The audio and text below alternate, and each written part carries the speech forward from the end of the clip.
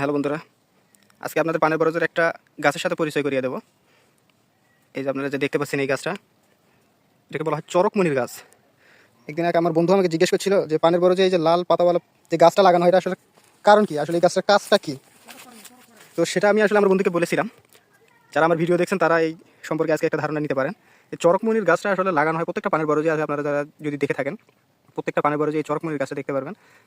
মূলত এটা দেওয়ার কারণ হচ্ছে আকাশ থেকে বিদ্যুৎ চমক যখন পড়ে, তখন আমরা জানি যে যদি কোনো মানুষ সেই বিদ্যুৎ চমকানোর সময় দাঁড়িয়ে থাকে খোলা আকাশের নিচে, সে কিন্তু বিদ্যুতায়িত হয়। তো আসলে এমন একটা ধারণা নিয়ে এই পানের বরজের মাঝখানে এরকম গাছ লাগানো হয়, যাতে চড়ক বা এই বিদ্যুতের চমকটা যেন পান গাছে কোনো ক্ষতি করতে না পারে, এমন বিশ্বাসই আসলে এই গাছগুলো লাগানো হয়ে থাকে। আমাদের পানের বরজও আছে, এই যে আপনারা এখানে একটা দেখতে পাচ্ছেন। এই যে এইদিকে যদি আরেকটা দেখাই, এগুলো আসলে তখন পানের বরজ আমরা রাখি তখন কেটে দেওয়া হয়েছিল। এখন কিন্তু অনেক বড় হয়েছে, দেখুন এই তো কত বড় হয়েছে, এই দেখুন অনেক বড় হয়েছে। এবং আমরা